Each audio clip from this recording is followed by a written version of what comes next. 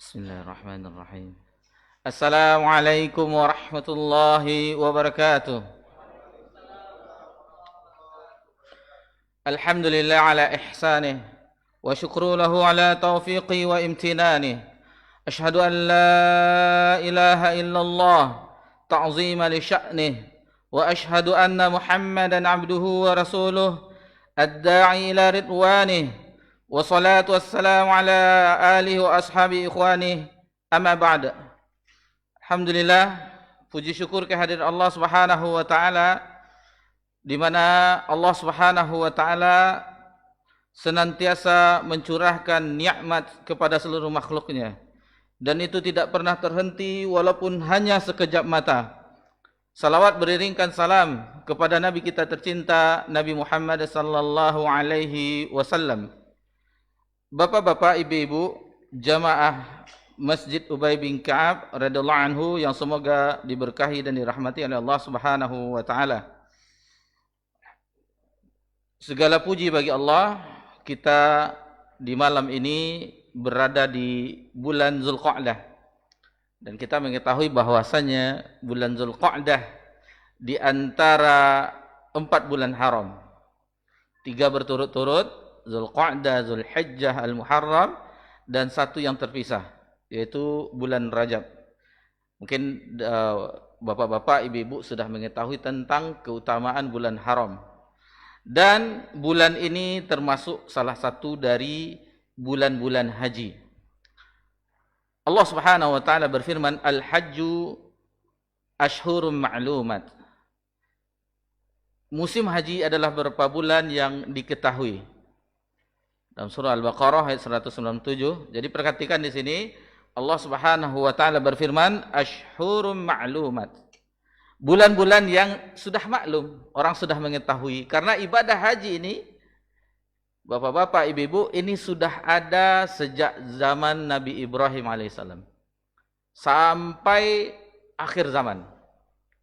Sedikit kita tuturkan penuturan dari Al-Hafiz Ibnu Katsir dalam surah Al-Baqarah, bisa dilihat bahwasanya ketika Nabi Ibrahim dan putranya Nabi Ismail alaihissalam setelah meninggikan bangunan Ka'bah, berdoa kepada Allah Subhanahu wa taala, Allahumma taqabbal minna innaka antas samiul alim.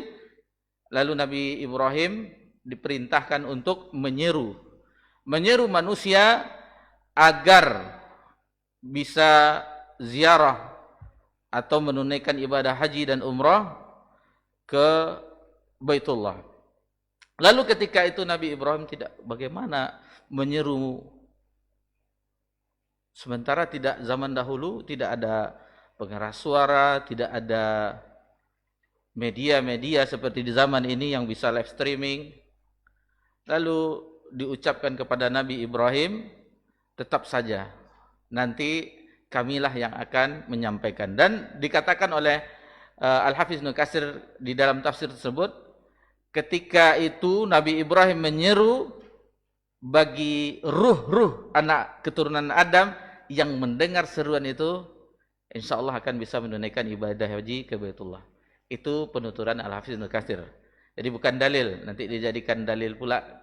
Kita jelas dalil yang kuat adalah firman Allah Subhanahu wa taala dan hadis Nabi sallallahu alaihi wasallam. Adapun penafsiran itu untuk memahamkan kita bagaimana waktu itu, kisah yang dibawakan, pendapat yang dibawakan oleh mufassir, ulama-ulama tafsir ketika menafsirkan ayat-ayat Allah Subhanahu wa taala. Karena di zaman sekarang, kalaulah kita tidak mengetahui jalur yang hak, maka sembarangan orang dalam menafsirkan, memutarbalikkan atau menganggap suatu ayat Allah Subhanahu wa taala atau nama-nama surat di dalam Al-Qur'an sebagaimana yang sekarang ribut, yang sekarang viral dan sekarang berbantah-bantahan di dunia maya, wal iyazbillah. Baik. Bulan-bulan haji yang disebutkan Ashhurul Hajj, yaitu di bulan Syawal, di bulan Zulqa'dah, dan 10 hari di bulan Zulhijjah.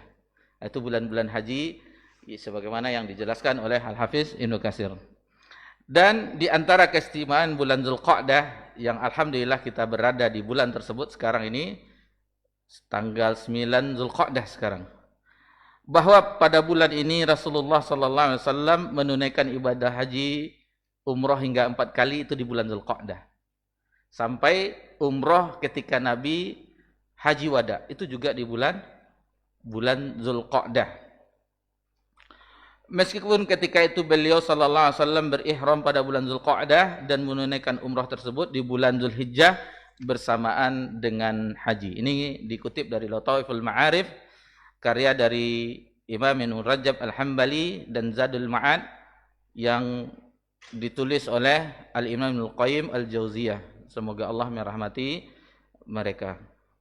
Kemudian Al-Imam Ibnu Qayyim rahimahullah ta'ala menjelaskan bahwasannya menunaikan umrah di bulan-bulan haji sama halnya dengan menunaikan haji di bulan-bulan haji. Di bulan-bulan haji ini dikhususkan oleh Allah Subhanahu wa taala dengan ibadah haji, dan Allah mengkhususkan bulan-bulan ini sebagai waktu pelaksananya. Sementara umrah merupakan haji kecil, hajjun asghar. Maka waktu yang paling utama untuk umrah adalah bulan-bulan haji tersebut. Syawal, kemudian Zulqa'dah, kemudian 10 hari awal bulan Zulhijjah. Karena itu terdapat riwayat dari beberapa ulama yang terdahulu, ulama-ulama salaf, bahwa mereka menunaikan umrah pada bulan Zulqa'dah. Akan tetapi ini tidak menunjukkan bahwa umrah bulan Zulqa'dah lebih utama dari bulan Ramadan. Meskipun demikian, tetap lebih utama umrah di bulan Ramadan. Sebagaimana riwayat berikut ini, fa inna umratan fihi ta'dilul hajjah.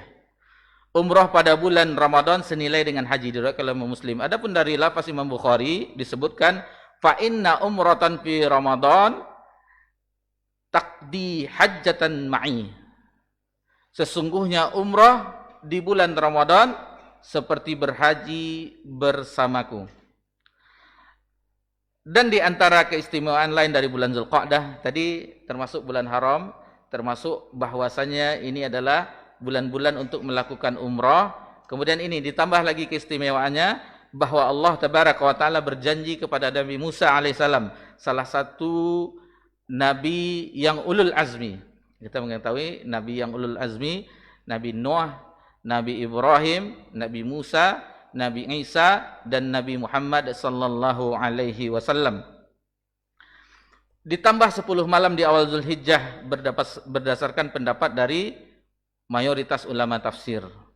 Ini dijelaskan dalam firman Allah Subhanahu wa taala dalam surah Al-A'raf ayat 142. Wa wa'adna Musa 30 lailatan wa atmamnaha bi-'ashr. Dan telah kami janjikan kepada Musa, yaitu untuk diberikan kitab suci Taurat sesudah berlalu waktu 30 malam. Itu di bulan Zulqa'dah. Ditambah 10 awal bulan Zulhijjah menjadi 40 malam. Baik, bapak-bapak, ibu-ibu yang semoga diberkahi dan dirahmati oleh Allah Subhanahu wa taala. Jadi adapun tema yang akan kita bahas, kita pelajari bersama-sama, dan ini mengingatkan kita karena sebagian kita sudah mengetahuinya, yaitu perjalanan menuju Baitullah. Dan ini perjalanan ini adalah perjalanan atau safar yang paling indah di kehidupan seorang hamba. Inilah perjalanan, apapun bentuk safarnya yang kita tunaikan, perjalanan yang paling indah, safar yang paling indah itu adalah perjalanan menuju Baitullah, baik itu haji dan umrah. Kita sebelum menjelaskan ini, kita sebutkan bahwasannya poin pembahasan kita ada 4 poin utama. Yang pertama, muqaddimah tadi, yaitu tentang keistimewaan bulan Zulqa'dah, dan alhamdulillah itu telah kita bahas. Kemudian yang kedua, definisi pengertian dari haji dan umrah. Yang ketiga, kewajiban atau dalil-dalil baik itu dari Al-Qur'an dan hadis yang menjelaskan tentang kewajiban ibadah haji. Yang keempat, itu adalah manasik umrah, tentunya secara ringkas. Yang kelima, manasik haji, juga secara ringkas. Kita ambil poin-poinnya saja. Nah, itu yang akan kita bahas insya Allah bersama-sama. Kalau kita mengambil gaya kuliah S3, program doktoral, kuliah kita selesai. Silahkan dibaca masing-masing bahannya. Kalau kuliah S3 seperti itu, nggak perlu dijelaskan lagi. Kan sudah ada bahannya. Atau nanti cari mahasiswa disuruh membuat suatu makalah, jurnal, dibahas bersama-sama, lalu didiskusikan mana yang perlu diperbaiki, sudah upload di jurnal. Ah, itu seperti itu, kuliah S3 itu seperti itu. Siapa tahu bagi bapak-bapak ibu-ibu yang berminat untuk lanjut kuliah, lebih susah S1 daripada S3 sebenarnya. S1 4 tahun, S2 cuma 2 tahun atau 18 bulan yang jurusan ekonomi, dan S3 itu sekarang peraturan perguruan tinggi harus paling cepat 3 tahun. Kalau dahulu masih bisa orang itu makanya di luar orang lebih cepat selesainya. Misalnya ngambil di Malaysia atau di Brunei bisa cepat, apalagi di Eropa itu lebih mudah selesainya. Baik. Sekarang kita masuk ke pengertian haji dan umrah. Ini sengaja kita ketik seperti ini untuk menyusun supaya pertama, kalau tidak ada modul seperti ini nanti larinya kemana-mana. Pembahasan kita membahas haji, nanti pergi ke pembahasan yang lain. Misalnya bencana, galodo, nanti pergi pula ke masalah yang ini, pergi masalah biaya UKT mahasiswa mahal, entah kemana-mana perginya. Jadi sengaja kita susun ini, kita tidak keluar dari jalur pembahasan insya Allah. Akhirnya keluar juga tadi sebentar ini. Baik, ikhwani fiddin wa akhwati fillah, a'azakumullah, pengertian haji dan umrah. Haji secara bahasa, jadi dibaca secara bahasa. Kalau kita melihat buku-buku ulama, lughatan, secara lughah, bahwasanya al-hajju atau al-hijju, makna haji secara bahasa al-qasdu. Apa itu niat?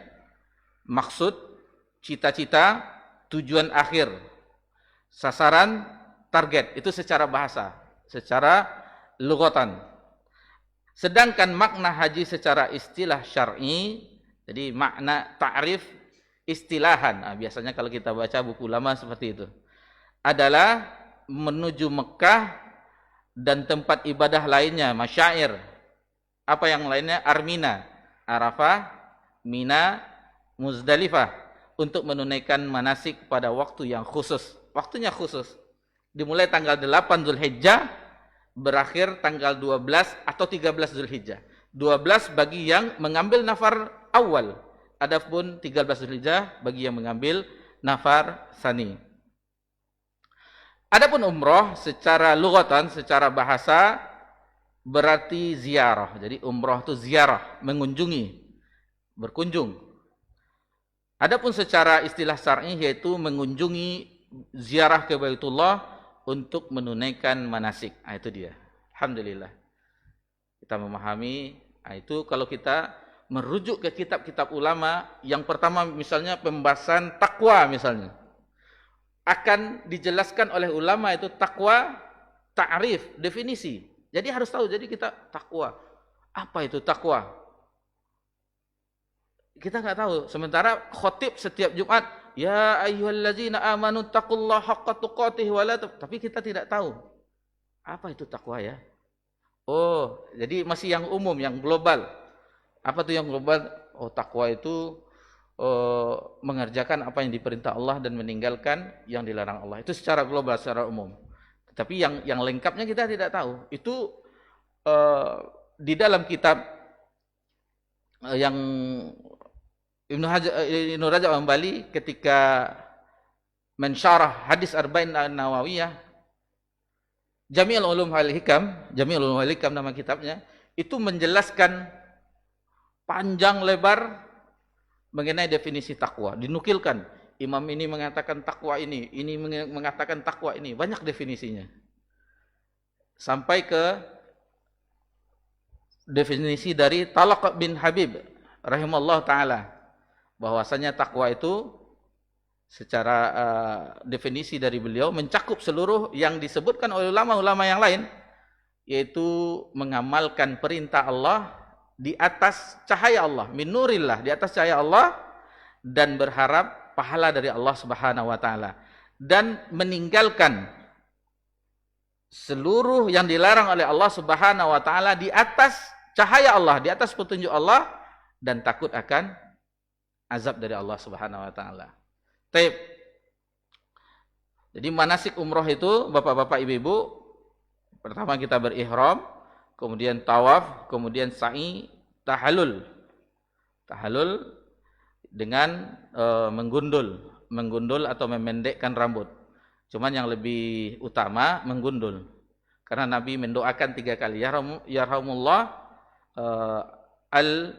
al-muhallikun, 3 kali. Semoga Allah merahmati orang yang muhallikun, menghabiskan gundul yang botak kita itu, 3 kali.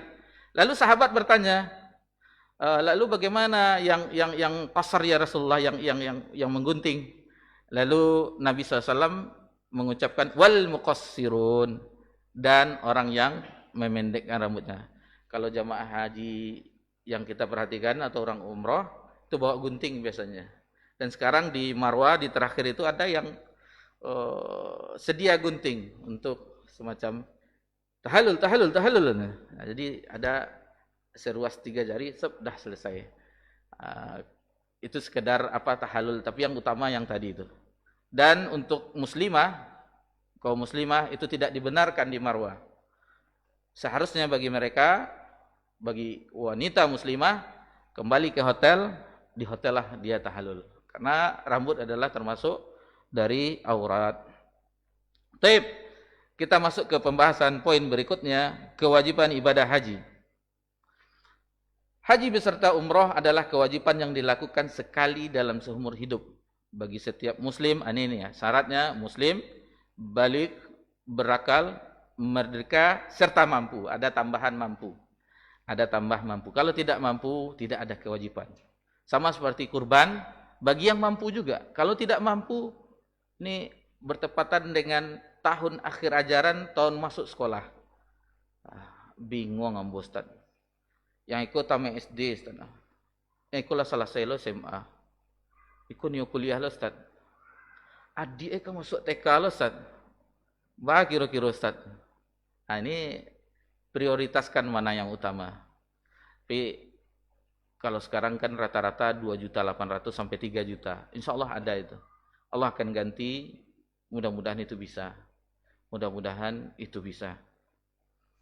Allah Subhanahu wa taala berfirman di dalam surah Ali Imran ayat 96-97, itu Allah menyebutkan di ayat ini, inna awala baiti wudi'a lin-nasi lallazi bi Bakkah mubarakah. Jadi sesungguhnya rumah yang pertama kali dibangun untuk beribadah manusia ialah Baitullah yang berada di Bakkah.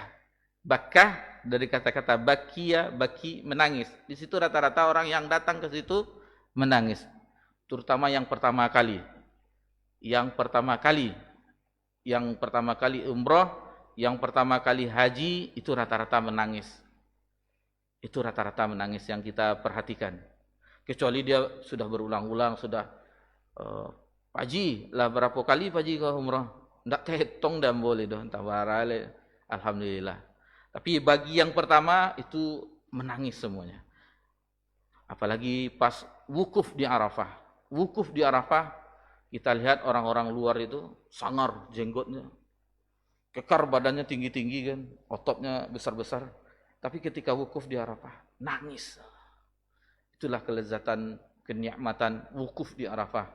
Kita tumpahkan air mata kita, teringat akan dosa, dan itulah sebaik-baik hari diterbitkannya matahari, yaitu hari Arafah. Wa hudal lil alamin, yang menjadi petunjuk bagi manusia. Fihi ayatun bayyinatun maqamu Ibrahim. Padanya terdapat tanda-tanda yang nyata, di antaranya maqam Ibrahim. Maqam Ibrahim di sini bukan makam kita, bukan kuburan, tetapi jejak telapak kaki Nabi Ibrahim alaihissalam ketika membangun Ka'bah. Wa man dakhalau kana amina. Barang siapa memasukinya, maksudnya Baitullah itu menjadi amanlah dia. Walillahi 'alan nasi hajjul baiti man istata'a ilaihi sabila. Nah, ini dia yang ditekankan di sini pada ayat ini, bahwasanya mengerjakan haji adalah kewajiban manusia terhadap Allah. Wa man kafara fa innallaha ghaniyyun 'anil 'alamin. Barang siapa yang mengingkari kewajiban haji, maka sesungguhnya Allah Maha Kaya, tidak memerlukan sesuatu pun terhadap alam semesta ini. Jadi Allah tidak butuh terhadap alam semesta ini, tetapi alam semesta ini yang sangat membutuhkan Allah Subhanahu wa ta'ala. Apapun makhluk, semuanya tergantung kepada Allah Subhanahu wa ta'ala. Allahus Samad, semuanya, bukan manusia saja, seluruhnya itu butuh kepada Allah Subhanahu wa ta'ala. Kemudian hadis yang diriwayatkan oleh Abu Hurairah Abdurrahman bin Sakhar Ad-Dausi, semoga Allah meridainya. Ia berkata, Rasulullah sallallahu alaihi wasallam berkhutbah di tengah-tengah kami. Beliau bersabda, "Ayyuhan nas, wahai manusia." Jadi peristiwa ini adalah ketika terjadi haji wada. Nabi SAW hanya setelah hijrah ke Madinah hanya satu kali hajinya, itu haji wada, haji perpisahan. Qad faradallahu alaikumul hajja fahajju. Jadi telah diwajibkan atasmu haji, maka tunaikanlah haji tersebut, maka berhajilah. Faqala rajul, maka ada seseorang yang bertanya, "Akulla am ya Rasulullah?" Apakah kewajiban haji itu setiap tahun ya Rasulullah? Fasakat. Jadi Nabi SAW terdiam. Hatta qalaha thalatha. Jadi orang itu bertanya 3 kali. Tsumma qala sallallahu alaihi wasallam, kemudian Nabi sallallahu alaihi wasallam bersabda, "Lau qultu na'am," apabila aku katakan iya, la wajabat, maka itu akan wajib setiap tahunnya. Walamma stata'tum, tentu kamu atau kalian tidak akan sanggup. Tsumma qala, lalu Nabi sallallahu alaihi wasallam bersabda, "Daruni ma taraktukum." Nah, jadi Nabi sallallahu alaihi wasallam, biarkanlah sebagaimana aku membiarkan. Seandainya Nabi membiarkan, tidak membatasi, maka biarkan saja, tidak usah bertanya. Fa inna mahalaka man kana qablukum bikatsrati su'alihim. Karena umat-umat sebelummu, sebelum kalian, kata Nabi, itu binasa karena banyaknya bertanya. Banyaknya bertanya. Contoh, umat-umat terdahulu dalam surah Al-Baqarah disuruh menyembelih sapi betina. Yang bagaimana wahai Musa, apakah yang begini, akhirnya susah jadi mendapatkan sapi betina tersebut. Seandainya disembelih sapi betina sudah selesai. Tidak harus yang dicari yang warnanya ini, yang belum pernah yang masih belum dikawinkan, yang tidak dipakai untuk membajak, bekerja dan segala macamnya. Akhirnya susah mencarinya. Kemudian di hadis ini disebutkan waqtilafin ala anbiya'im, dan menyelisihi nabi-nabi mereka. Ini kebinasaan bagi menyelisihi nabi-nabi. Jadi umat-umat terdahulu mereka banyak bertanya dan menyelisihi nabi-nabi mereka. Fa idza amartukum bi syai'in fa'tu minhu mastata'tum. Apabila diperintahkan kepadamu, kata Nabi SAW, maka laksanakanlah semampumu. Wa idza nahaitukum an syai' fada'u. Jadi apabila aku melarang sesuatu, kata Nabi, maka tinggalkanlah. Hadis ini diriwayatkan Imam Muslim dan Imam Nasa'i dalam sunannya. Kemudian hadis berikutnya dari Ibnu Umar radhiyallahu anhu, ia berkata, Rasulullah sallallahu alaihi wasallam bersabda. Nah, ini dia tentang kewajiban yang terdapat di dalam rukun Islam. Rukun Islam. Bunya Islam ala khams, sesungguhnya Islam itu didirikan atas 5 perkara. Syahadati alla ilaha illallah wa anna Muhammadar Rasulullah, syahadatain. Wa iqamis shalah, kemudian mendirikan salat, wa itaiz zakah, menunaikan zakat, wa hajjil bait, haji ke Baitullah, wa shaumi Ramadan, dan puasa bulan Ramadan. Ketika hadis ini disampaikan oleh Abdullah bin Umar, Ibnu Umar kepada para tabi'in, kenapa shaum Ramadan yang diakhirkan? Bukankah haji terakhir urutannya? Lalu kata Ibnu Umar, begitulah yang saya dengar dari Nabi sallallahu alaihi wasallam. Lihat, perhatikan di sini bagaimana amanahnya pengemban ilmu. Apa yang didengarnya dari Nabi sallallahu alaihi wasallam itu yang disampaikan. Bukan sesuatu yang tidak ada dari Nabi sallallahu alaihi wasallam lalu kemudian di zaman ini ada. Ini mustahil. Dari mana datangnya ilmu seperti itu? Di zaman Nabi tidak ada, di zaman tabi'in tidak ada, di zaman tabi'ut tabi'in, di zaman a'immatul arba, imam yang 4 tidak ada. Dan begitu seterusnya. Tahun 1445 Hijriah ada dia. Nah, ini Islam yang mana ini? Dari mana dapatnya? Kalau tidak ini wahyu, tidak mungkin. Karena Nabi tidak ada lagi diutus setelah Nabi SAW. Dia wahyu juga, tapi wahyu syaitan. Waliyahzubillah. Dari Ibnu Abbas radhiyallahu anhuma, ia berkata, Rasulullah sallallahu alaihi wasallam bersabda, "Hazi umratun istamta'na biha." Ini adalah ibadah umrah yang kita bersenang-senang dengannya. Faman lam yakun indahul hadiyul falyahillal hillal kullah. Barang siapa yang tidak memiliki hadiyu atau hewan kurban, maka hendaklah dia bertahalul secara keseluruhan. Fa innal umrata qad dakhalat fil haji ila yaumil qiyamah. Karena ibadah umrah telah masuk kepada ibadah haji sampai hari kiamat. Jadi sudah digandengkan ibadah haji dan umrah di bulan-bulan haji itu sudah digandengkan sampai hari kiamat. Nanti insyaallah kita bahas, nanti ada pembahasannya. Kemudian dari Sobi' bin Ma'bad, ia berkata, aku pergi menemui Umar. Lalu aku berkata kepadanya, ya Amirul Mukminin, wahai Amirul Mukminin, inni aslamtu. Jadi yang pertama dipanggil kepada pemimpin kaum muslimin, Amirul Mukminin adalah Umar bin Khattab.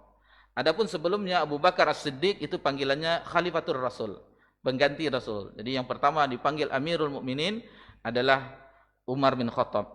Inni aslamtu, aku telah masuk Islam. Wa inni wajadtul hajja wal umrata maktubaini alaih. Dan aku yakin bahwa diriku telah wajib menunaikan ibadah haji dan umrah. Fa ahlaltu bihima. Lalu aku mengerjakan kedua ibadah tersebut. Faqal, lalu Umar berkata, huditu li sunnati nabiyyik. Jadi engkau telah mendapatkan petunjuk untuk melaksanakan sunnah nabimu. Jadi ini termasuk sunnah Nabi SAW, yaitu ibadah haji dan umrah. Dan kita mengetahui kalau tidak ada yang menyukai sunnah Nabi SAW, maka kata Nabi SAW, falaisa minni. Barang siapa yang tidak menyukai sunnahku, falaisa minni, maka dia tidak termasuk golonganku. Jadi kalau tidak ada yang menyukai ibadah haji dan umrah, hati-hati, bahaya. Jadi hadis ini diriwayatkan oleh para imam sunan. Di dalam sunannya kecuali Imam At-Tirmizi. Jadi Imam An-Nasai, Abu Daud dan Ibnu Majah meriwayatkan dalam sunan mereka. Adapun At-Tirmizi tidak meriwayatkannya. Kemudian yang pembahasan poin berikutnya, keutamaan ibadah haji. Ada beberapa riwayat kita nukilkan di sini. Yang pertama dari Abu Hurairah, Nabi SAW bersabda, al-umratu ilal umrati kaffaratun lima bainahuma. Umrah ke umrah berikutnya adalah penghapus dosa antara keduanya. Wal hajjul mabrur laisa lahul jazaa ilal jannah. Dan haji yang mabrur tidak ada balasannya, tidak ada pahala baginya selain surga. Hadis ini muttafaqun alaih. Jadi keutamaan haji yang mabrur tidak ada balasannya, tidak ada pahala bagi mereka kecuali surga. Kecuali surga. Kemudian dari Abdullah bin Mas'ud radhiyallahu anhu bahwasanya Rasulullah sallallahu alaihi wasallam bersabda, tabi'u bainal haji wal umrati fa innahuma yanfiyanil faqra wadh-dhunub. Iringilah antara ibadah haji dan umrah karena keduanya meniadakan dosa, yaitu menghapus dosa dan kefakiran. Kama yanfil kiru khabatha al-hadidi wadh-dhahabi wal fiddah. Sebagaimana alat peniup api menghilangkan kotoran karat besi, emas dan perak. Walaysa lil hajjatil mabrurah thawabun ilal jannah. Dan tidak ada balasan bagi haji mabrur selain surga. Jadi, bagaimana akan menghilangkan, mengampuni dosa dan menghilangkan kefakiran. Kita saksikan di negeri kita, kalau ada yang dipanggil Pak Haji, ada yang dipanggil Bu Haji, itu rata-rata tidak ada yang fakir, kita perhatikan. Perhatikanlah. Kita saksikan orang yang sudah berangkat haji kan di negeri kita dipanggil Pak Haji. Yang sudah kembali ibu-ibunya dipanggil Bu Haji.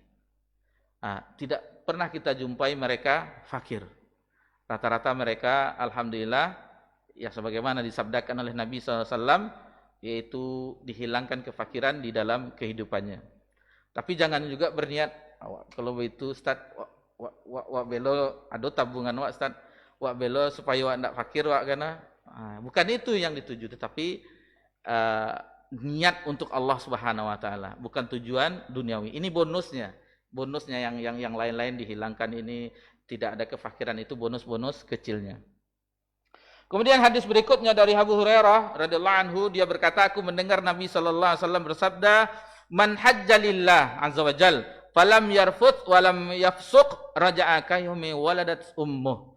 Barang siapa yang melakukan haji dan dia di dalam pelaksanaan haji itu tidak rafats, berkata-kata yang berbau porno.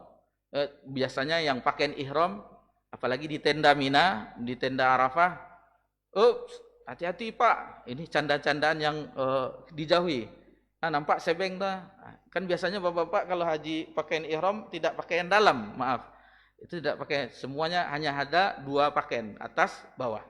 Tidak ada satupun yang lainnya. Jadi berbau-bau seperti itu hati-hati. Berbau-bau rafats, berbau-bau porno. Kemudian tidak berbuat fusuk, dosa.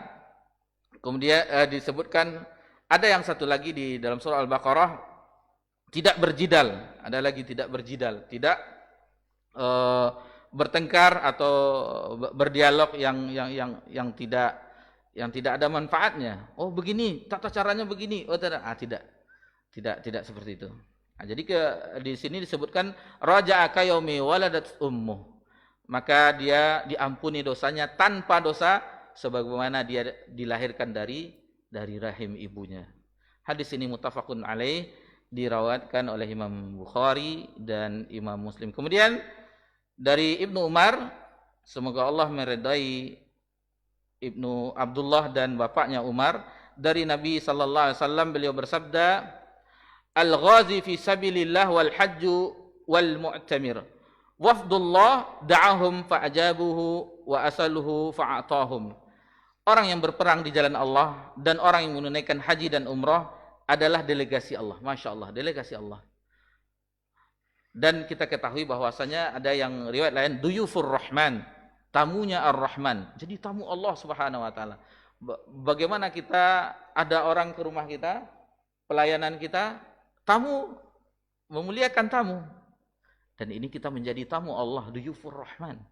Alangkah terhormatnya kedudukan tersebut.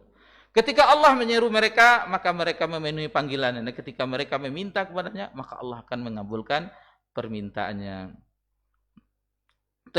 Jadi bagi yang ingin, istilahnya yang terpanggil di tahun ini atau tahun-tahun yang akan datang yang masih di daftar tunggu, maka persiapkanlah ilmunya. Karena Imam Bukhari mengatakan, al-ilmu qabla qaul alaman. Jadi berilmu kita sebelum berkata dan beramal.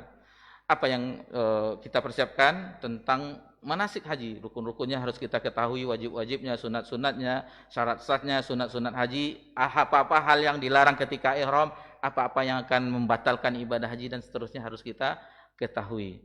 Nabi sallallahu alaihi wasallam bersabda dalam hadis riwayat Imam Muslim, "Khudzu anni manasikakum." Ambillah dariku manasik-manasikmu. Fa inni la adri la'alla ahajju ba'da hajjati hazi. Karena sesungguhnya aku tidak mengetahui, mungkin saja aku tidak berhaji setelah hajiku ini. Jadi ini Nabi menyebutkan tentang pesan ini ketika haji wada. Adapun riwayat tentang sifat haji Nabi sallallahu alaihi wasallam yang paling lengkap mulai dari Madinah sampai kembali dari haji itu diriwayatkan oleh Jabir bin Abdullah. Hadis yang sangat panjang berlembar-lembar. Itulah hadis tentang bagaimana manasik haji Nabi sallallahu alaihi wasallam, sifat haji Nabi sallallahu alaihi wasallam yang mereka berhenti di sini, yang Aisyah radhiyallahu anha ketika itu haid, itu diceritakan semuanya. Hadis yang berlembar-lembar yang terdapat dalam Sahih Muslim. Dan itu para ulama mengambil hadis itu, seperti Imam Abu Bakar Al-Munziri membuat kitab, satu hadis itu mengambil faedah lebih 150 hukum fikih di dalam hadis Jabir bin Abdullah. Mereka mengambil, seperti Imam Syafi'i juga mengambil istinbat dalam satu dalil. Kita ketahui Imam Syafi'i di hadis, ya Aba Umar ma yaf'al yughair. Wahai Abu Umar, ketika itu ada Abu Umar, anak kecil bermain burung, burungnya mati, kata burung hewan. Lalu kata Nabi SAW, wahai Abu Umar, apa yang telah dilakukan oleh An-Nughair, burung kecil itu? Imam Syafi'i rahimahullah ta'ala, satu hadis itu tidak tidur semalaman sampai azan subuh, lebih dari 100 hukum fikih dikumpulkan dari satu hadis ini. Sebagaimana kita sebutkan, Imam Abu Bakar Al-Munziri, hadis tentang manasik haji lebih 150 hukum fikih yang diambil dari hadis sifat haji Nabi sallallahu alaihi wasallam. Jadi begitulah ulama bagaimana umur mereka terhadap agama Allah Subhanahu wa taala.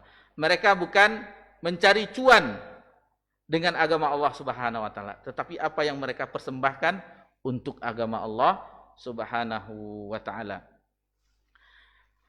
Ikhwani fiddin wa akhwati fillah, dari sini maka kita teringat akan pelajaran-pelajaran kita bahwasanya syarat dari ibadah diterimanya ibadah kita ada dua. Yang pertama ikhlas karena Allah Subhanahu wa taala, yang kedua ittiba mengikuti Nabi sallallahu alaihi wasallam. Itulah syarat yang dijelaskan oleh para ulama kita. Apapun ibadahnya termasuk haji dan umrah. Kita azan dulu. Insyaallah setelah azan kita lanjutkan.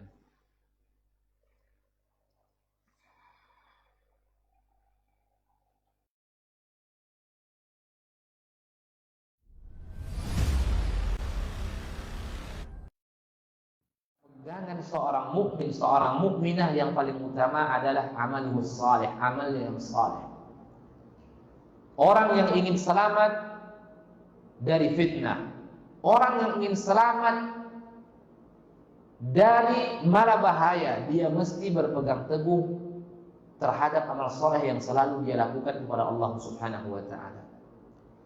Suatu ketika Nabi sallallahu alaihi wasallam mengatakan, "Badiru bil a'mal." Ini di zaman Nabi. Badiru bil a'mal, 1400 tahun yang telah berlalu. Nabi memberikan nasihat kepada sahabatnya, "Badiru bil a'mal, fitanan ka qita'il lailil muzlim." Bersegeralah kalian beramal, kata Nabi sallallahu alaihi wasallam. Akan terjadi sebuah fitnah bagaikan malam yang gelap gulita. Apa kata para ulama? Kenapa Nabi SAW mengibaratkan fitnah itu seperti malam gelap gulita? Karena sulitnya bagi seseorang membedakan ketika fitnah itu muncul. Sulit bagi seseorang membedakan yang mana yang hak, yang mana yang batil. Yang batil dikira hak, yang hak dikira batil. Yang sunnah dikira bid'ah, yang bid'ah dikira sunnah. Bagaikan malam gelap gulita. Sampai bahaya fitnah itu digambarkan oleh Nabi sallallahu alaihi wasallam, yusbihu ar-rajulu mu'minan wa yumsi kafiran wa yumsi mu'minan wa yusbihu kafiran yabi'u dinahu bi'aradin min ad-dunya. Sampai terjadi ketika itu seorang di pagi hari dalam keadaan mukmin, di sore harinya murtad, di sore harinya mukmin, di pagi harinya murtad. Betapa banyak orang yang menjual agamanya ketika itu. Apa makhrajnya? Jalan keluarnya apa? Amal saleh, istiqamah di atas amal saleh kepada Allah Subhanahu wa taala. Ini tempat pijakan kita ini. Hidup di akhir zaman, ingin selamat, maka berusahalah berpacu untuk melaksanakan pintu-pintu kebaikan. Fastabiqul khairat. Berlombalah kalian dalam beribadah. Bukan berlombalah kalian dalam mencari harta, bukan berlombalah kalian dalam mencari istri, berlombalah kalian dalam mencari pekerjaan, berlombalah kalian dalam mencari rumah, tidak. Tapi berlombalah kalian di dalam mencari kebaikan, dalam beribadah. Makanya ketika kita misalkan lihat teman kita, saudara kita berpuasa misalkan, Senin Kamis, maka hendaknya itu menjadi cambuk bagi kita untuk berlomba dengannya. Ketika kita lihat teman kita ada yang mengkhatamkan Al-Quran sekali sebulan, maka itu menjadi cambuk motivasi bagi kita untuk berlomba dengannya. Ada yang bersedekah, ada yang memberi makan anak Alhamdulillah. yatim. Wassalatu wassalamu ala Rasulillah ma ba'd. Taib, kita lanjutkan ke poin berikutnya, perjalanan menuju Baitullah. Baru masuk ke judul. Tadi 30 menit baru muqaddimah. Berapa nih? Tapi kita seperti biasa, kita kuda berpacu, kuda pacuan semakin ke finish semakin kencang. Jadi kita cepat-cepat nih lagi nih. Taib, perjalanan menuju Baitullah. Jadi alhamdulillah betapa bersyukurnya orang-orang, saudara-saudari kita, handai tolan, keluarga kita yang ketika di tahun ini diberi kesempatan oleh Allah Subhanahu wa taala untuk menunaikan ibadah haji ke Baitullah. Mereka terlihat dari wajahnya berseri-seri, gembiranya mereka, dan ada sebagian kebiasaan sebenarnya ini tidak ada tuntunannya. Ada walimah syukuran haji. Itu biasanya di masyarakat. Tapi alhamdulillah ketika kita diundang, alhamdulillah ada alasannya. Nah, ada jadwal kajian. Nah, jadi ada mengisi kajian di tempat ini. Nah, jadi tidak bisa pergi, alhamdulillah. Kemudian yang perlu kita ketahui, biasakan mengantar, seandainya ada warga-warga kita atau jemaah kita yang berangkat, biasakan mengantar, karena dengan itu yang pengalaman kita pribadi dahulu sering mengantar. Kalau dahulu mengantar itu tidak ke Masjid Agung An-Nur sebelumnya, bukan ke Depak Rambutan di MTQ, dulu MTQ tahun-tahun 2005. Jadi kita antar ke MTQ. Itu betapa bahagianya kita mengantarnya, tetapi dalam hati itu ada rasa haru. Ya Allah, kapan pula nih kita mau berangkat? Orang udah berangkat kita. Jadi ada semangat seperti itu. Ada muncul kesedihan, terharu seperti itu. Adapun untuk jamaah haji Indonesia itu ada dua gelombang. Gelombang pertama, gelombang kedua. Yang pertama itu biasanya dahulunya ke Madinah. Itu biasanya ke Madinah dahulu, sampai setelah itu mereka melakukan umrah dekat-dekat waktu musim haji. Adapun gelombang kedua itu langsung ke Jeddah. Dan mereka biasanya, tetapi ada juga yang mengambil pendapat yang lain, tapi yang benar, yang rojih, sebagaimana dijelaskan ulama-ulama Saudi, itu miqatnya di atas pesawat, di Yamlamlam namanya. Adapun yang gelombang pertama itu dah aman itu. Karena miqatnya penduduk kota Madinah itu Abyar Ali, Zulhulaifah zaman dulunya, Abyar Ali. Jadi ada tempat miqat batas masuk ketika kita ihram. Ada Ji'ranah, ada yang lain-lain, Karnu Manazil. Jadi dari arah-arah itu ada tempat-tempat batasnya. Atau seperti kita Pekanbaru ini, dari arah situ mungkin dari Kubang. Ini contohnya nih, nanti dibuat pula Ustadz nih baru nih bid'ah, ada miqat di Pekanbaru. Enggak, ini contohnya. Dari situ Panam misalnya, atau dari situ Simpang Binguang, Muara Fajar. Itu seperti itu. Jadi tempat masuk Makkah itu dari arah manapun itu ada miqat-miqatnya. Ada miqat makani namanya, ada miqat zamani, waktu dan tempat. Itu ada miqat batas-batasnya. Baik. Dan alhamdulillah itu sudah dibagi-bagi menurut embarkasi masing-masing. 2 hari yang lalu alhamdulillah telah berangkat saudara-saudari kita dari Kabupaten Kampar. Insyaallah besok hari Ahad tanggal 19 Mei ini dari Kota Pekanbaru. 23 Mei akan datang insyaallah dari Pelalawan dan seterusnya. Itu ada jadwalnya, alhamdulillah. Adapun tata cara manasik haji ada 3 macam. Tamattu', qiran dan ifrad. Tamattu' ini berniat ihram dan untuk umrah di miqat di bulan haji dengan niat labbaik Allahumma umrah. Jadi labbaik Allahumma umratan. Lalu setelah itu mereka nanti insyaallah kita akan ringkas manasik umrah.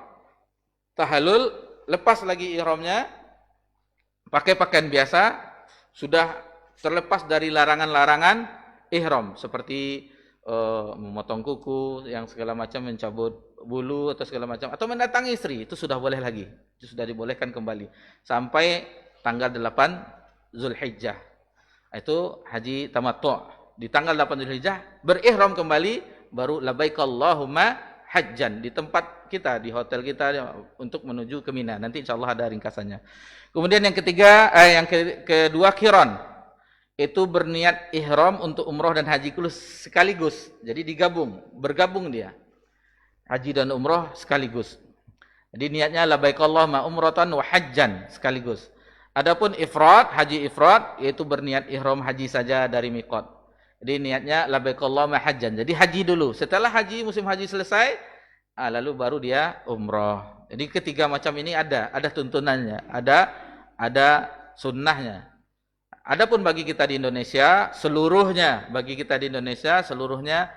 itu haji tamattu', haji yang senang-senang, santai-santai. Coba dari misalnya kita tanggal berapa sekarang? Tanggal 9 Zulhijjah sampai selesai 8 Zulhijjah, sebulan lebih kita pakaian ihram. Bayangkan. Jadi kalau haji tamattu' setelah tahallul lah buka pakaian ihram, pakai pakaian biasa kembali. Ini dia ringkasan manasik umroh. Ringkasan manasik umroh. Jadi kita mulai dari misalnya kita di hotel. Ini bagi kelompok pertama dari Madinah. Mungkin bapak-bapak, alhamdulillah bapak-bapak, ibu-ibu yang telah umroh ini mengatakan kita ulang kembali secara ringkas.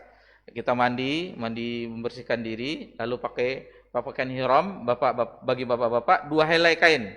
Yang pertama bawah izar, kemudian yang di atasnya lagi 2 helai pakaian tanpa ada satupun yang lapisan, baik itu celana dalam atau yang lainnya. Adapun ibu-ibu tidak ada. Ibu-ibu cuman larangannya tidak boleh pakai cadar, tidak boleh pakai sarung tangan.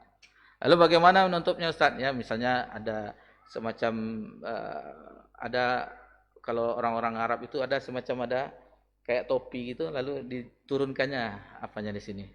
Tapi seandainya tidak pakai penutup pun tidak masalah. Karena di zaman Nabi ada wanita muslimah yang tidak pakai penutup. Sehingga ketika itu kalau tidak salah Fadl bin Abbas kalau tidak salah melihat.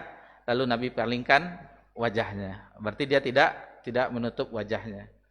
Jadi, dan ini dikuatkan oleh Syekh Albani bahwasanya cadar itu tidak wajib, cuman fadail. Itu sedikit mengenai itu.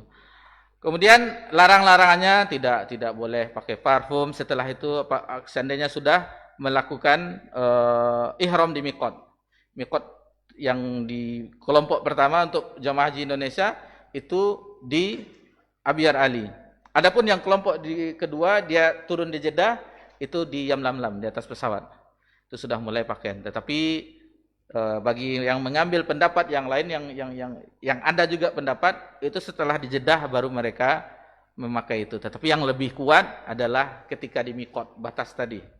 Batas tadi biasanya bagi yang terakhir di bandara misalnya berangkat dari Soekarno-Hatta itu sudah memasangnya, tetapi masih pakaian dalam. Baru setelah peringatan sekitar 1/4 jam lagi biasanya diumumkan oleh maskapai. Sebentar lagi kita akan berada di Yamlamlam, bersiap-siap kita. Dan pembimbing biasanya mengingatkan juga. Setelah itu baru melafazkan labbaik Allahumma umratan, perbanyak talbiyah. Labbaik Allahumma labbaik, labbaik la syarika laka labbaik, innal hamda wan ni'mata laka wal mulk la syarika lak. Itu. Ini bagi yang telah ihram. Ada yang terlewat tadi. Ada suatu ketentuan yang dibaca ketika sudah melafazkan niat, yaitu Allahumma mahilli haitsu habastani. Ya Allah, tahallulku di mana aku terhalangi. Misalnya itu adalah syarat, itu dibolehkan. Seperti pertama melakukan ibadah umroh pertama yang tidak jadi, yang akhirnya terjadi peristiwa perjanjian Hudaybiyah. Setelah itu Nabi SAW dan para sahabat ingin melakukan umroh. Akhirnya dihalangi oleh kafir Quraisy, tidak jadi mereka melakukan umroh. Lalu Nabi SAW ada kemah, membuat tenda di situ. Nabi SAW memerintahkan kepada para sahabat untuk bertahallul. akan tetapi satu pun dari sahabat tidak bergeming. Dijelaskan oleh ulama kita bahwasanya itu adalah kekecewaan. Sudah berhari-hari mereka dan mereka sudah lebih kurang 6 tahun. 6 tahun lebih kurang merindukan ingin beribadah ke Baitullah. Angan-angan mereka, impian mereka yang gembira ingin melakukan tawaf di Baitullah akhirnya tidak jadi. Ketika diperintah oleh Nabi SAW, bukannya mereka tidak patuh terhadap Nabi karena kekecewaan, akhirnya mereka tidak ada pun satu pun yang bergeming. Nabi SAW agak sedikit kecewa, kembali ke tendanya. Di situ ada salah satu istri Nabi SAW, Ummu Salamah radhiyallahu anha. Kata Ummu Salamah, wahai Rasulullah, engkau keluar nanti jangan berkata-kata, lakukanlah tahallul. Jadi dengan saran itu maka Nabi SAW keluar dan bertahallul. Melihat itu para sahabat pun semuanya bertahallul. Sampai kata yang meriwayatkan hadis tersebut, riwayat tersebut, sehingga ada yang akan mencelakai temannya, sahabatnya karena berebut-rebut untuk bertahallul. Taib. Itu mengenai Allahumma mahili haitsu habastani. Kemudian setelah sampai, kita ringkas saja, kita tidak merujuk ke catatan ini, lumayan panjang. Jadi kita ringkas, setelah sampai di biasanya pintu pertama, pintu King Abdul Aziz namanya, yang depan Hotel Jam itu, Zam-Zam Tower. Lalu masuk, baca doa, masuk masjid sama, Allahumma ftali abwaaba rahmatika. Kemudian berdoa pertama kali melihat Ka'bah. Allahumma antas salam wa minkas salam. Setelah itu menuju turun, ada eskalator, ada tangga sampai ke tempat mataf, tempat tawaf, menuju ke Hajar Aswad. Jadi 7 kali putaran. 7 kali putaran karena ini tawaf kudum. Yang pertama bagi laki-laki ramal dan pakainya kiba, dinampakkan bahu sebelah kanannya. Jadi kalau ada pakaian ihram dinampakkan ini. Sampai dan ramal 3 kali putaran, lari-lari kecil. Itu sunnahnya. Setelah 7 pergi ke maqam Ibrahim, wattakhizu maqam Ibrahim musalla. Di antara maqam Ibrahim itu di belakangnya atau sekitar situ, seandainya orang ramai, salat 2 rakaat. Salat dengan rakaat pertama setelah Al-Fatihah baca Al-Kafirun, rakaat kedua Al-Ikhlas qulullahu ahad. Setelah itu menuju untuk sa'i. Tetapi minum dulu Zam-Zam. Minum air Zam-Zam, berdoa, Allahumma ini as'aluka ilman nafi'a wa rizqan wasi'a wa shifa'u ala kulli da'. Setelah itu pergi ke tempat sa'i, inna safa wal marwa min sa'irillah. Lalu ucapkan, aku memulai bada'a kama bada Allah bih. Aku memulai sebagaimana Allah memulainya. Dimulai dari Safa, Marwah, itu satu. Berbeda dengan putaran dari tawaf. Tawaf mulai dari Hajarul Aswad sampai Hajar kembali baru 1 putaran. Sampai 7 kali. Dan yang disunnahkan membacanya ketika di Rukun Yamani. Rukun Yamani sampai Hajarul Aswad itu dibaca Rabbana atina fid dunya hasanah wa fil akhirati hasanah wa qina azabannar. Adapun yang lain-lainnya itu bebas, terserah. Lalu di Marwah baca Allahu Akbar, ini bisa dilihat di halaman berikutnya. Yang kita biasa mengucapkannya Allahu Akbar, la ilaha illallah wahdahu la syarikalah, lahul mulku wa lahul hamdu, yuhyi wa yumiit, wa huwa ala kulli syai'in qadir, la ilaha illallah wahdah, anjaza wa'dah wa nasara 'abdah wa hazamal ahzaba wahdah. Setelah itu berdoa 3 kali, pergi ke Safa sampai 7 kali, terakhir di Marwah. Setelah sampai di Marwah, tidak berdoa Allahu Akbar lagi, lalu pergi bagi laki-laki cari tukang cukur. Barbershop. Biasanya 10 real, 10 real. Tapi tidak usah bahasa Arab lah kita. Bahasa berapa? Tahu dia tuh. Tidak bisa orang-orang sekitar jualan di situ sudah bisa berbahasa Indonesia. Tetapi kalau di musim haji itu biasanya sampai 50 real. Sampai 50 di musim haji. Setelah itu selesailah umrah.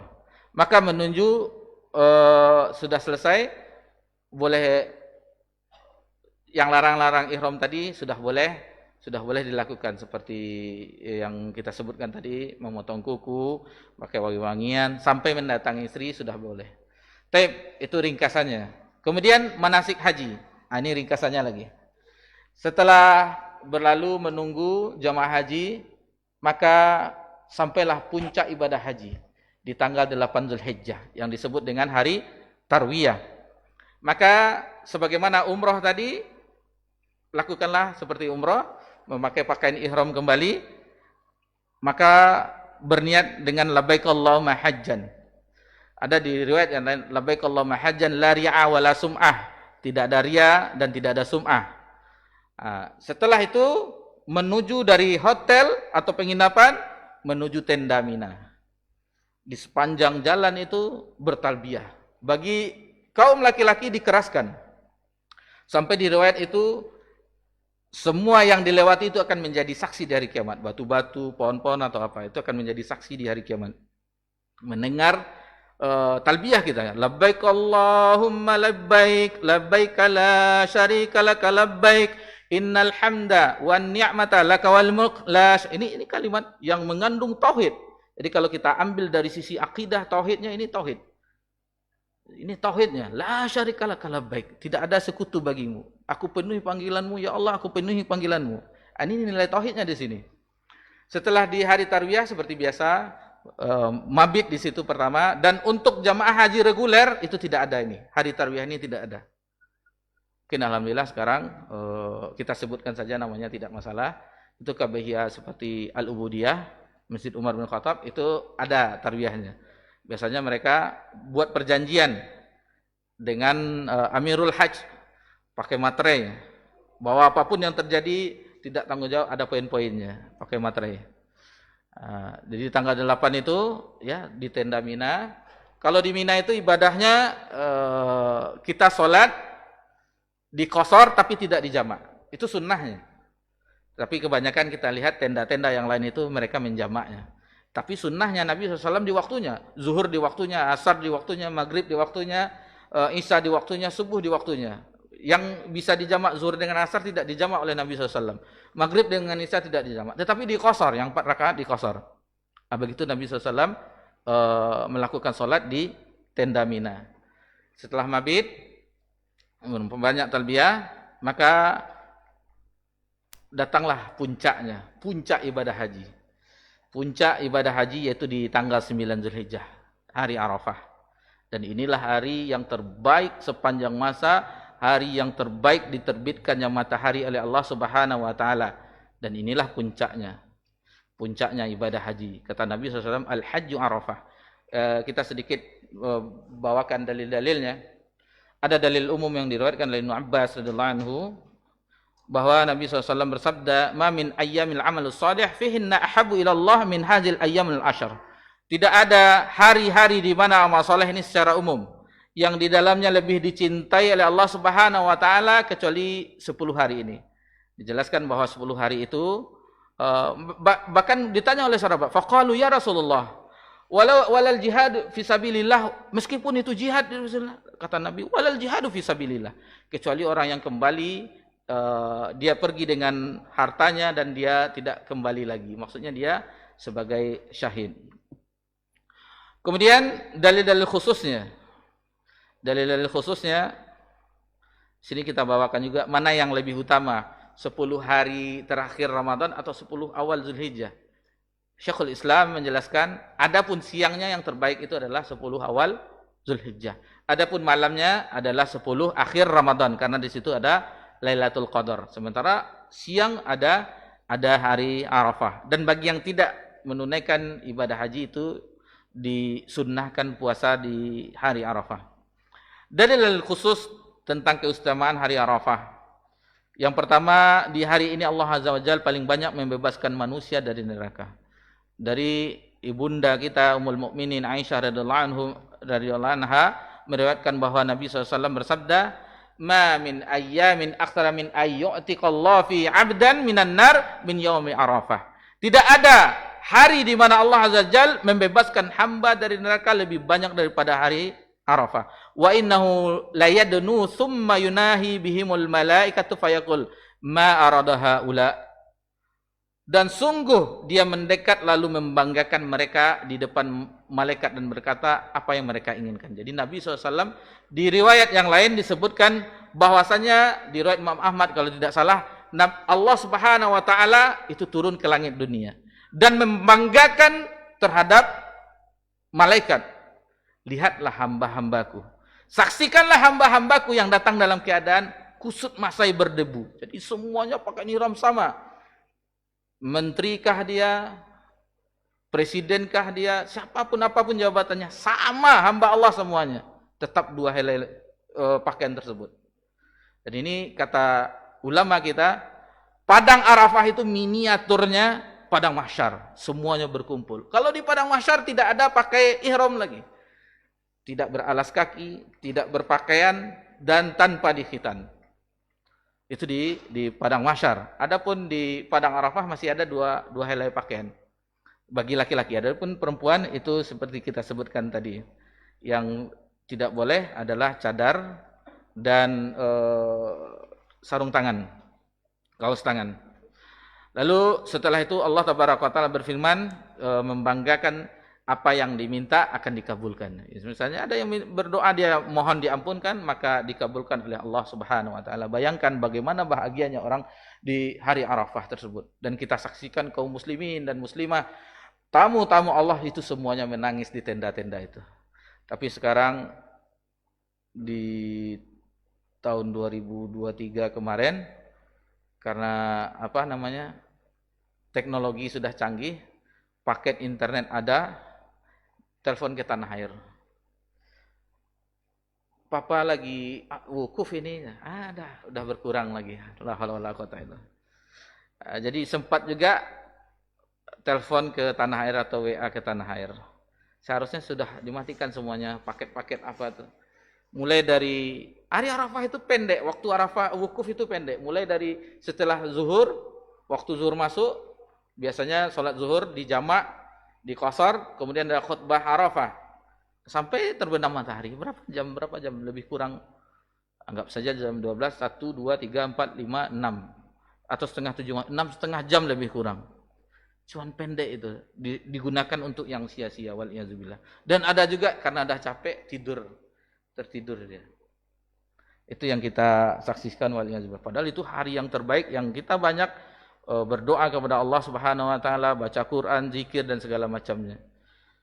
Kemudian yang kedua, doa di hari Arafah adalah doa yang terbaik. Nabi sallallahu alaihi wasallam bersabda, "Khairud du'a yaumi Arafah." Sebaik-baik doa adalah doa Arafah di hari Arafah. Khairu ma qultu ana wan nabiyyuna min qabli la ilaha illallah wahdahu la syarika lahu lahul mulku wa lahul hamdu wa ala kulli syai'in qadir. Dan sebaik-baik yang aku ucapkan dan nabi-nabi sebelumku, inilah yang diucapkan, la ilaha illallah wahdahu la syarika lahu lahul mulku wa lahul hamdu wa ala kulli syai'in qadir. Dan ini ada nilai-nilai tauhidnya juga di sini. Kalau kita mengambil dari sisi akidah dari atau tauhid dari ibadah haji. Lalu yang ketiga, wukuf di Arafah merupakan rukun haji yang paling puncak. Sebagaimana kita sebutkan tadi di awal, Al-Hajju Arafah. Haji itu adalah Arafah. Sampai orang yang pakai infus, itu dibawa tetap sama tenda-tendanya. Yang penting dia di Arafah. Ada batas-batas. Ada batas tanda kuning. Kalau tidak bisa bahasa Arab, ada bahasa Inggrisnya. Arafat here. Jadi tulisannya here, bacanya here. Kemudian yang keempat, puasa di hari Arafah memiliki keutamaan yang besar. Nah, ini dia. Siyamu yaumi Arafah ahtasibu ala Allahi ayyukaffira as-sanata allati qablahu wa sanata allati ba'dah. Ini dari Qatadah, Abu Qatadah radhiyallahu anhu. Dan ini bagi yang tidak menunaikan haji, maka dia disunnahkan untuk puasa di hari Arafah. Kemudian di waktu maghrib bertolak dari Arafah menuju Muzdalifah. Mabit. Di Muzdalifah itu mabit. Dan Nabi SAW menjamak antara maghrib dan isya dengan jamak takhir. Dan diqashar isyanya. Dan tidak ada amalan yang dilakukan oleh jamaah haji kecuali istirahat. Lalu istirahat. Mabit di Muzdalifah. Dan waktu itu ada istilah jamaah haji, bagi yang haji ONA plus, biasanya mereka di hotel bintang 5. Kalau di Arafah, di Muzdalifah, hotel berbintang-bintang. Karena dilihatnya bintang semuanya kan. Karena tidak ada tenda. Di Muzdalifah itu, di lapangan, tidak ada tenda. Bagi yang bawa tikar, alhamdulillah. Biasanya kalau travel bawa tikar. Jadi dihamparkan tikar, di situ tidur. Dan yang lebih kuat, yang lebih mengikuti sunnah sampai subuh di situ, Masyaril Haram, sampai terbitnya matahari. Itu sunnahnya.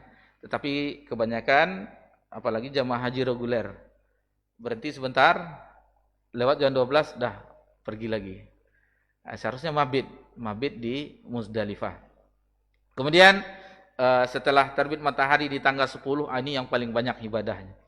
Ibadahnya mulai di jamarat, melempar jumrah Aqabah, kemudian menyembelih hadiyu, sesembelihan tadi, kemudian bercukur atau membuat rambut, kemudian sa'i, kemudian tawaf ifadah.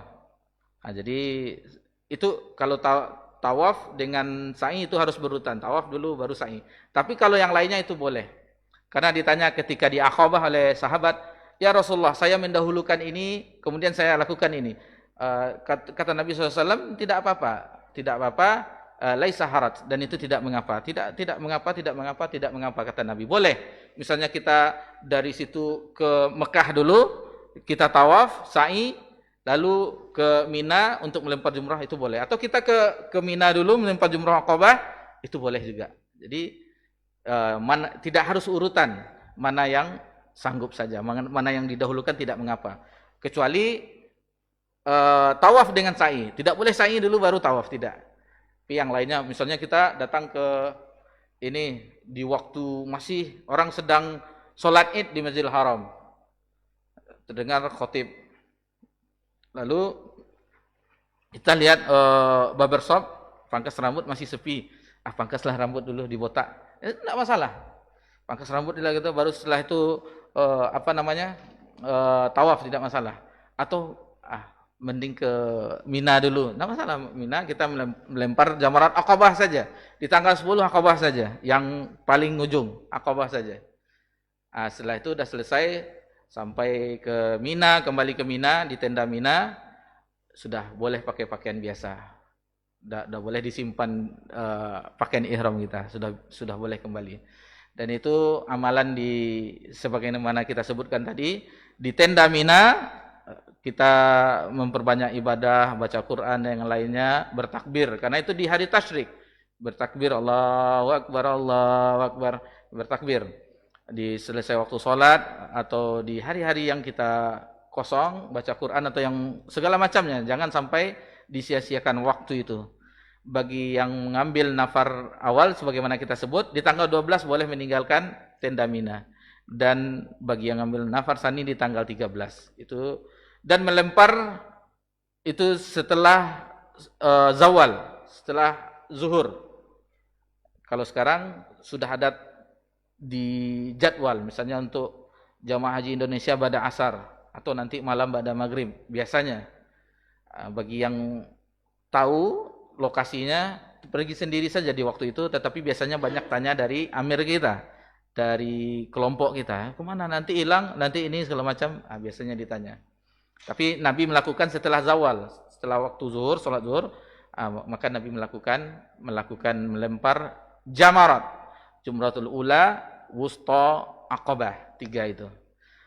7, berapa tuh? 7 kali 3, 21. Kali 3 hari. Itu yang dikumpulkan kerikilnya. Kerikilnya jangan yang sebesar ini, jangan. Dia, kata ulama, cuma seruas jari ini. Nanti seperti yang, melempar setan katanya. Tanggung-tanggung pula, payung-payung, setan itu katanya. La haula wala quwata illa billah. Dan kalau kita kembali ke buku Sirah Nabawiyah, di Aqabah itu dahulu bukan yang kita saksikan seperti payung, lalu ada dinding yang ada batu, bismillah, Allahu Akbar, bukan itu yang dilempar 7 kerikil. Dulu cuma separuh dijelaskan ulama, dan perjanjian Bai'atul Aqabah 1, 2 itu di Aqabah, dulu ada bukit di atasnya. Jadi tidak tahu orang-orang Mekah ada delegasi dari Madinah ke situ. Terjadilah Bai'at Aqabah. Di dalam perjanjiannya sama dengan di dalam surah Al-Mumtahanah, alla tusyrikna billah wala yasrikna wala yaznina wala yaqtul auladahunna wala ya'tina bi buhtani yaftarinahu di dalam surah Al-Mumtahanah di ayat terakhir. Nah, itu isi perjanjiannya, tidak melakukan kesyirikan, tidak mencuri, tidak berzina, tidak membunuh anak, tidak melanggar yang baik dan segala macam. Itu isi baiat Aqabah. Dan di tahun ke-13 kenabian terjadi Aqabah kedua. Baru setelah itu Nabi SAW hijrah ke Madinah. Itu sedikit sejarah kalau kita lihat bagaimana peristiwa di zaman di Aqabah tersebut. Dan setelah selesai 13 Zulhijjah, maka kembali ke hotel masing-masing. Dan untuk kota Pekanbaru reguler itu dekat di Mina, biasanya di Syishah. Itu bisa jalan kaki.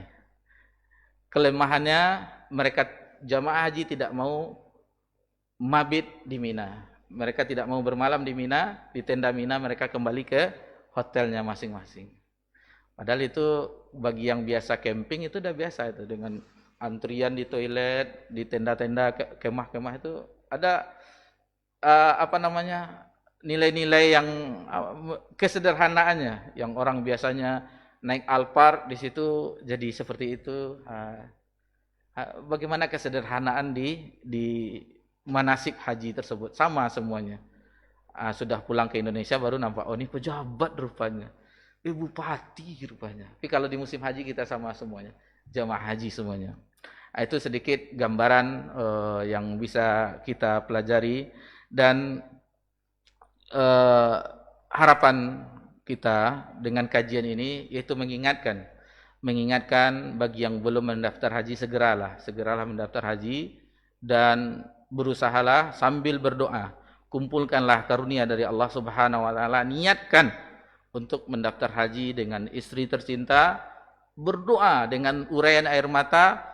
Misalnya kita i'tikaf, berdoa ketika i'tikaf itu di malam Lailatul Qadar, di waktu-waktu mustajab, supaya Allah berikan kita kesempatan untuk menunaikan ibadah haji ke Baitullah.